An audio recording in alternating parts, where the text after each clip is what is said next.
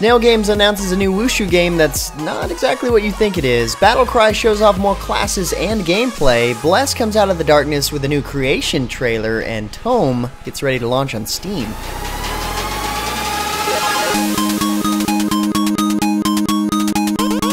What's happening, guys? James Blonde here with MMOHuts.com with a quick weekly recap for MMO news and announcements of the week ending November 3rd, 2014. And for our first post-Halloween news piece, we have a brand new features trailer for Battlecry showing off a more recent look at the game's development progress in pre-alpha. Battlecry Studios made some positive impressions at the Bethesda panel at PAX Australia this past week, showing off several new classes, which you can see previews of in this video.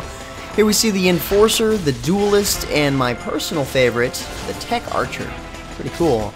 The new pre-alpha gameplay video here definitely shows off some improvements to the game and now a better example of the separate classes. I don't know about you guys, but I'd love to play this game even in the alpha stage right now, but we still unfortunately have to wait till the first beta testing starts in 2015.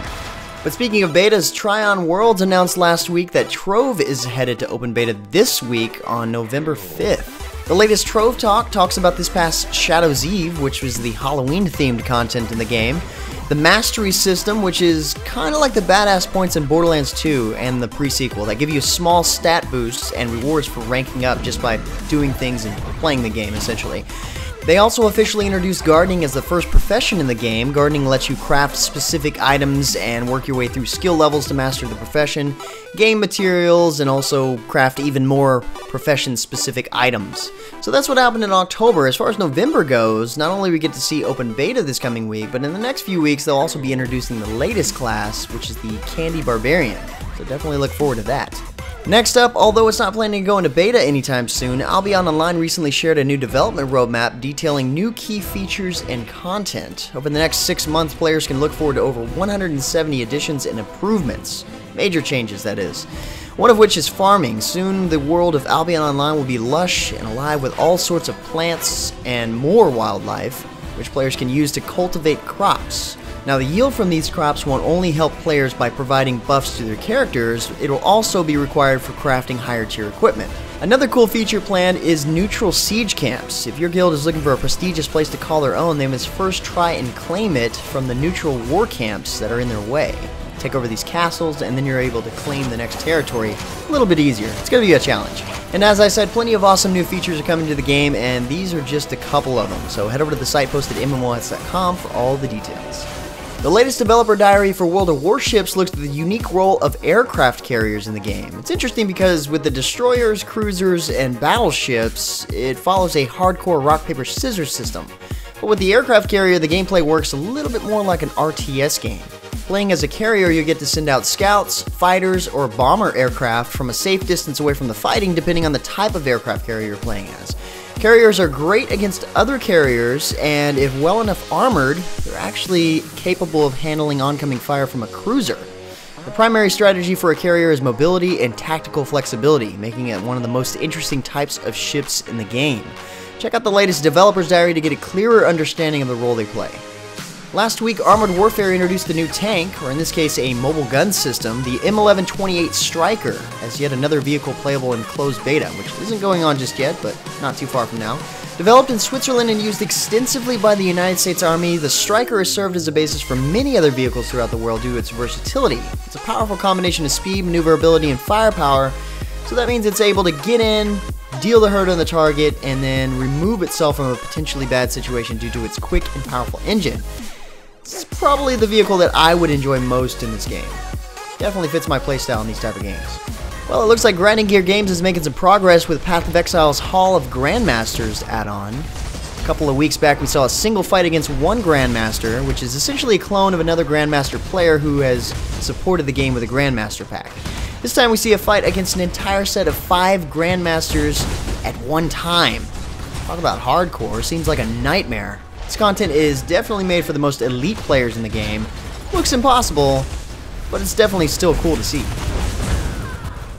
Next up, Elsword released the second job class for Ad this past week, growing his power and mastery over the Nazod technology even further. For Ad, mastery is imminent, and his enemies are getting stronger and stronger, therefore Ad decides to destroy the limitations of the Arc Tracer's job class to become the Mastermind. Ad's Mastermind technology allows him to summon and control more advanced fighting drones with ease. In addition to new technically charged attacks, new dynamo configuration skills bring more tactical assault methods and delayed explosions, while the install special active skills now include persistent ranged damage, targeted intercepts, and an onslaught of rapid attack plasma beams. In other words, if you're a bad guy, you're gonna get your ass handed to you. Well, it's been a while, but finally Bless reemerges from the shadows of development with a new trailer highlighting the creation of its excellent cinematics.